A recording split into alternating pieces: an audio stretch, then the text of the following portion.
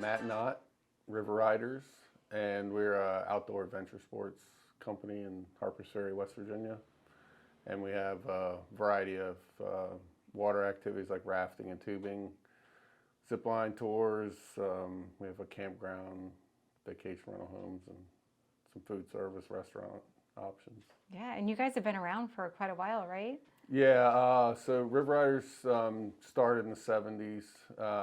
It was moved to the current location in 1987, and then my wife and I purchased it in 1998. Okay. I started working there as a raft guide in 1994 when I was in college. And then after I graduated, the guy who owned it at the time was retiring, and he owner financed it to us. So I was 24, my wife was 23 at the time when we bought it. So, And is this what you guys have always done? yeah, pretty much. I mean, because I had other random jobs when I was in college, like delivering pizza, worked at Sheets, that kind of stuff. But yeah, otherwise, I got a business degree and my minor was recreation. But when I first graduated, I went to work for State Farm, underwriting insurance. Okay, yeah. And I was still raft guiding on the weekends. And then I knew that really wasn't what I wanted to do long term, but the opportunity came up to purchase the business. And I mean, we didn't have any money at the time, but the guy that owned it knew me because I'd worked for him for 4 years, and the business was pretty small at the time, so he owner financed it to us. So that's how we were able to Tell me a little bit how you got into rafting and outdoor sports. I mean, I grew up right outside of Harpers Ferry, and so I always saw people doing it, rafting or going down the river when I was growing up. We never really did, we would go fishing and stuff, but my parents that really, weren't into that kind of thing. So I actually grew up on a dairy farm. Cool. In Harpers Ferry area? Yeah, I mean, closer to Shepherdstown, but yeah, pretty close. Okay. Yeah. So I always kind of was interested in it. I had some friends that did it, and actually my older brother raft guided for a year before I did. And then a buddy of mine was I think he saw an ad in the newspaper or something for raft guides, and so he was just like, "Hey, you want to go try to be a raft guide this summer?" And I said, "Yeah." And then we went down there, and a funny thing was, it was actually the company that was running the ad was actually a different company than the one we went to the wrong one. Oh no! But it ended up working out in the end. But he guided. He only guided for a year, and then he quit doing it, and I've basically been doing it ever since. So. Been doing it ever since. Yeah. Tell me what it was like taking over an established business at such a young age. What challenges did you guys face and overcome? So, like I said, the business was pretty small at the time. The good thing was I really liked it. Like I liked raft guiding, and I was kind of trying to figure out how I could stay in the industry. After I graduated. Where'd you graduate from? Shepherd. Oh yeah. Yes, my wife and I met there. So, cool. so we, so basically, I was trying to find a way to stay in the industry, and raft guiding is seasonal. Really, the only way you can do it in the long run is either to do raft guiding in the summer and do like skiing in the winter, or go to South America or something in the winter and guide down there. So it's because of the climate. Yeah, because it gets too cold in the winter. People want to do it. So so I was kind of trying to figure that out. I knew I really liked the industry. I'd actually been looking into some other stuff, like maybe getting into outdoor retail or something like that to stay in the industry. But when we bought the business, there was definitely a steep learning curve. But since I had been working there, so what happened actually was the internet started. That's kind of what prompted the guy that his name is Mark Grimes that we bought it from. Prompted him to kind of want to move on was he didn't really want to get he didn't have a computer. It was old school. Yeah. He didn't want to get involved in the internet or any of that kind of stuff. And so I was actually helping him. He was trying to get a web page started. and that's actually kind of how we started talking about it, because I was helping him like try to figure out about getting a website started, and this was 1998. No, this was 90. Well, so I started there in 94. This was probably like 96, 97. Okay, yeah. So just when things were kind of starting to come out with websites. That's real, because I mean I remember doing like a website back then, like myself, like coding basic HTML. I mean, it was like much simpler, you know. Yeah. I mean, it was probably before Google existed. I think it was AOL probably back then. Oh, sure, yeah. Yeah, and you had like dial up and all yes, that. Yes, it took forever. yeah, right, yeah. So, so I had some knowledge of the background of the business. It was pretty simple because then we mainly only did rafting. We did a little bit of tubing, but mainly just rafting, and so we only had like one activity offering really. Okay. So, you know, and I had already worked at, like I was a cashier at Sheetz. I delivered pizza, so I already had like a bit of like how the like money side business part of it works from that aspect. So it wasn't like super complex initially with all those kind of things. So he also helped me for a couple months, like the first summer. So we bought it in June, like right before the season kind of was getting going. So he helped me the first summer, like with, you know, business kind of stuff. Kind of passing the torch over and getting. And since he owner financed it to me, he definitely had a vested interest in us succeeding, you know. So so he helped me with it. So I don't remember it being like overly difficult. You know, I think there were like some new things like advertising. My concentration is in marketing, so I had a bit of like familiarity with it. But you know, kind of like getting involved in advertising, like making ads, and then seeing like at the time the biggest thing was advertising in the Washington Post, and it was like $500 for like a little ad like this big. You know, and I remember like we would run ads in the Washington Post every week. That was kind of our main advertising, which now we don't even advertise in the Washington Post at all. I know. It's come a long way, right? Yeah. Yeah. So, you know, but that was definitely our biggest, you know, kind of advertising thing back then. I think the other thing was just learning how to work with employees, because, you know, the day before I was a raft guide, and then the next day I was the owner. And like a lot of them were older than me, and they had been there for a long time. Oh, I'm sorry. That's okay, no worries. That's because my kids, if they call, you know, it overrides them. Oh, I got it. Sorry, no worries. So, you know, the day before I was an employee, and then you know, the next day, you know, I'm the boss. The boss, yeah. How was that transition? It was, you know, I would say it was kind of tough at first. Only with some of the people though. I mean,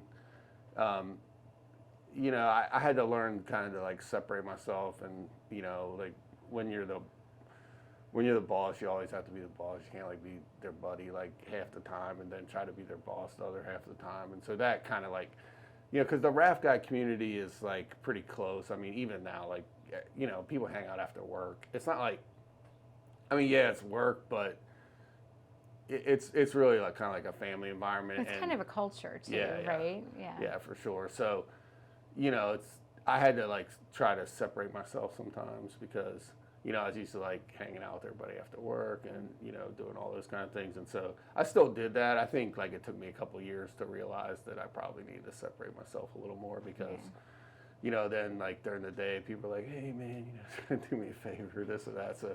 So you kind of had to set those boundaries and expectations. That was probably the hardest thing, like doing that. I mean, I had to get my CDL because we had a bus.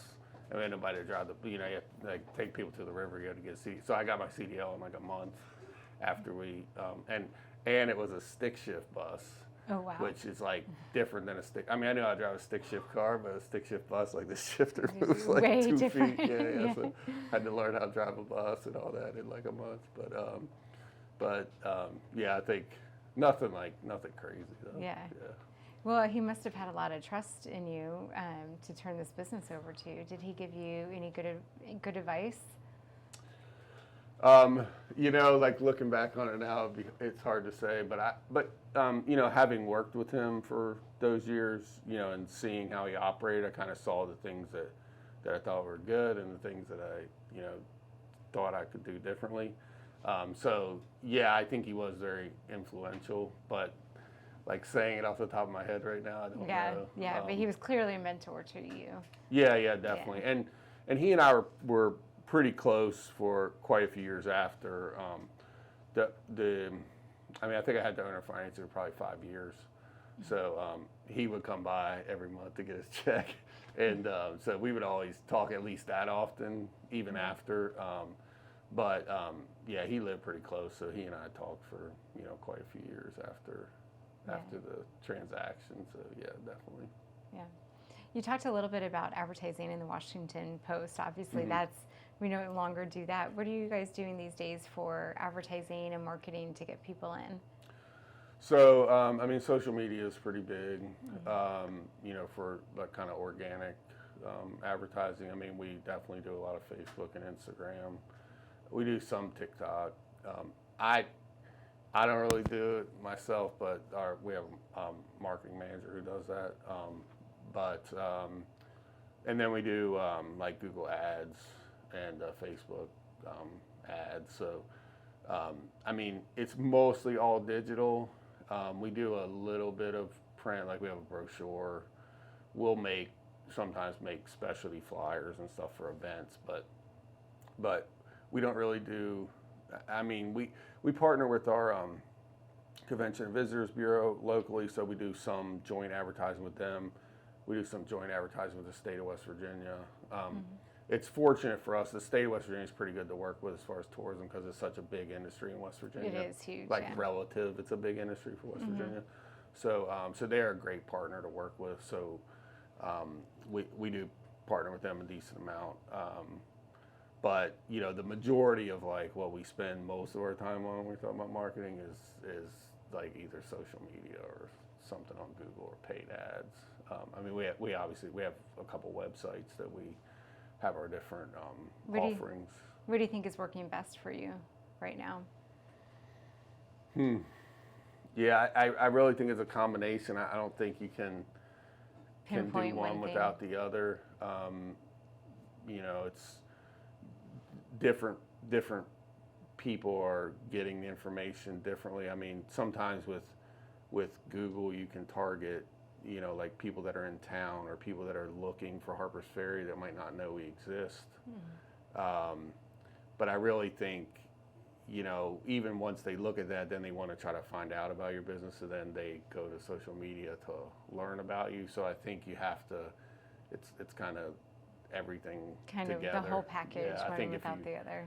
I think if you don't do a piece of it, you're going to miss out on some of it. And also, the biggest thing for us is word of mouth, like repeat business and people referring their friends. So I think also a lot of times if people tell their friends about them, they want to look and. I know we've gone as a family to River Riders and we loved it. It was so great.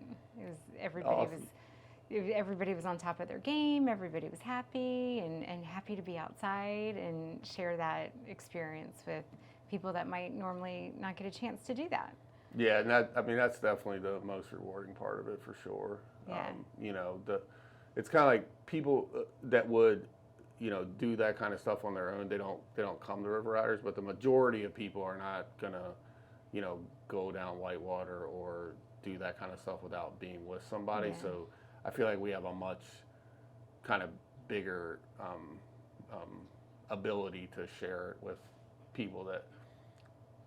If that's not like your thing you do every day, then you can go do it and, feel comfortable that you're going to be safe. And feel safe and have a tour guide, yeah. So it sounds like you've grown the business quite a lot since the 90s. What have you guys added?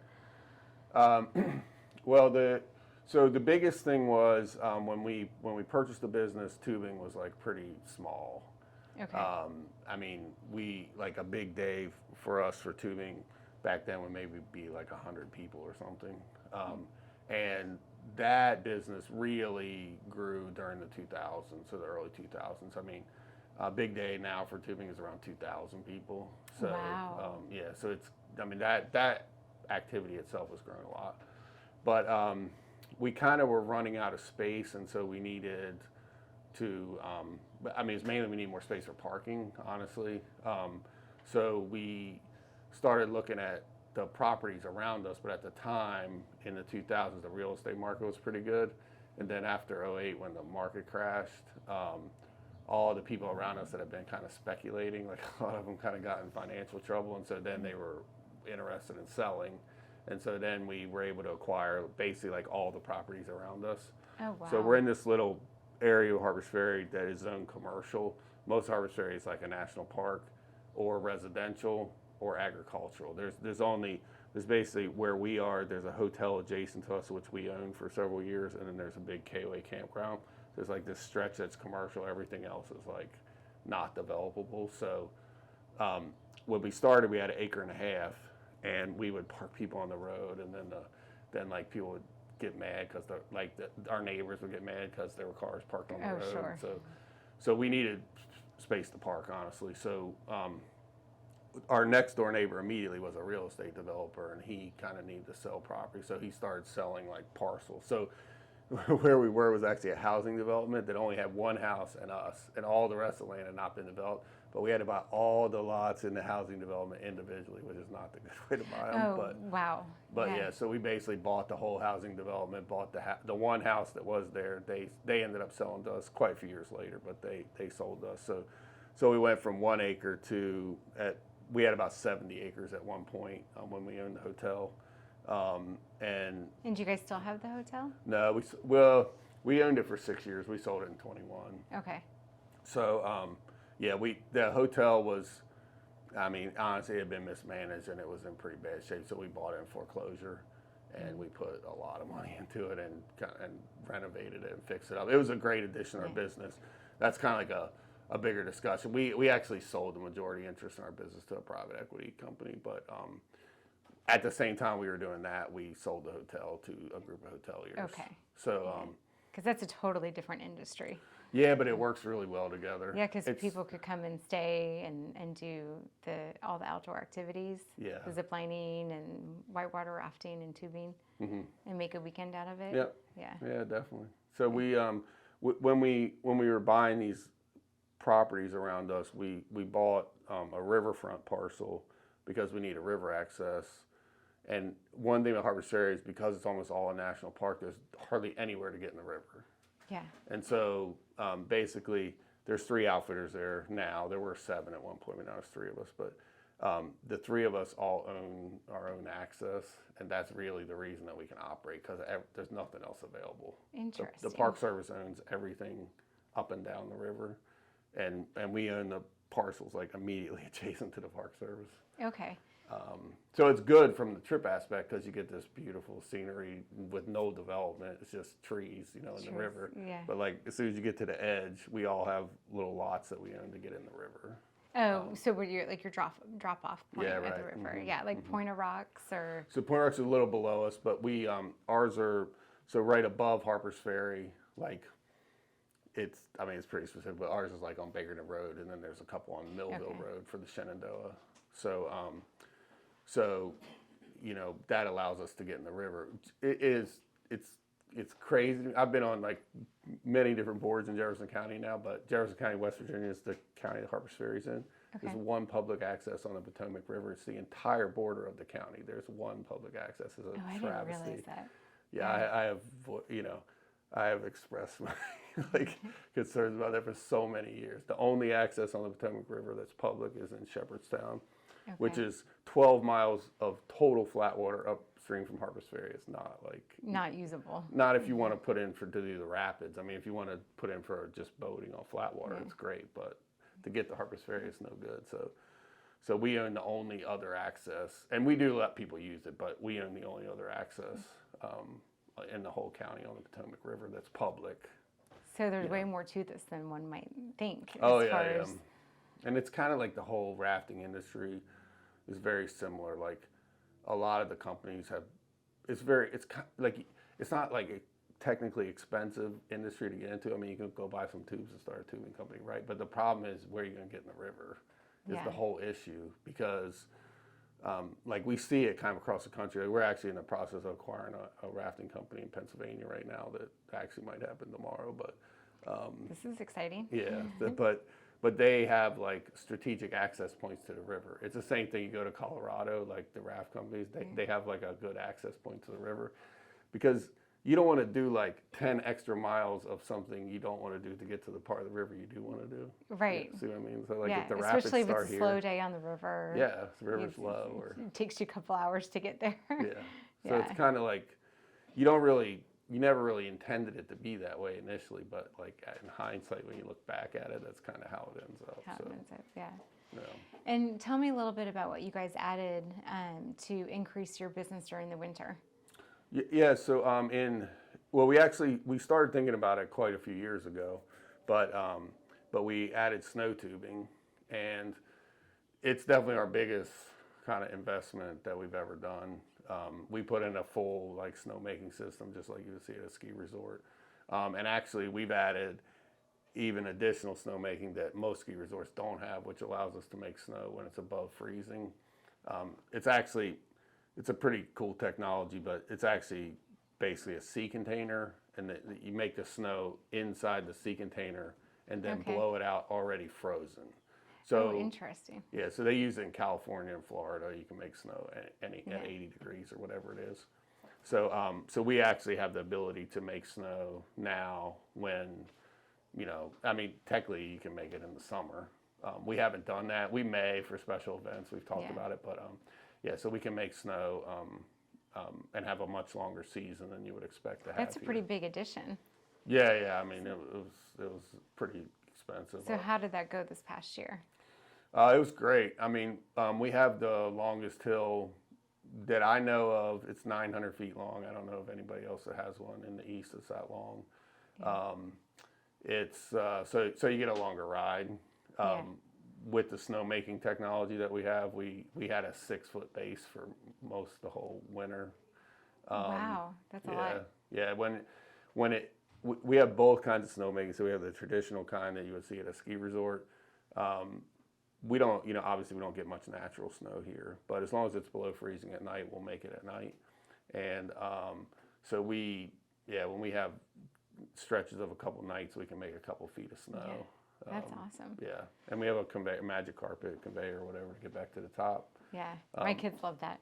Going up the little magic carpet. It's pretty funny. Half the kids like that better than the two. Yeah, tubing, yes. It's just as entertaining, for sure. Where do you guys see yourselves going in the next 5-10 years as far as growth? Sounds like you've grown a lot already. Yeah. And now you're maybe acquiring something in Pennsylvania. Mm-hmm. Yeah, so our business partners are, in conjunction with our business partners, I should say, we are looking at other raft companies across the country that, are similar to us, but just in a different market, I'll say. Okay. So I don't know if you're familiar with the kind of like the Vail story, but the ski industry. A little bit, yeah. Yeah, so now that we're through tubing, I've been going to the ski industry conference for quite a few years now, but the ski industry was really flat or going down for a long time, like since the 80s. There hasn't been much growth in the ski industry until Vail came in and started acquiring resorts. And now the last couple of years, they've kind of gotten a bad rap because of some of the things with overcrowding and things like that. But in my opinion, and if you ask a lot of people, they totally turned the whole ski industry around. They've had growth. I would agree. They have improved the facilities, improved the amenities for people, and kind of really rejuvenated the ski industry. That, I found pretty interesting. And so that is basically a similar type of, mindset that we are working on with our partners to do that in the summer industry, sports industry. So we probably won't add snow tubing necessarily anywhere else.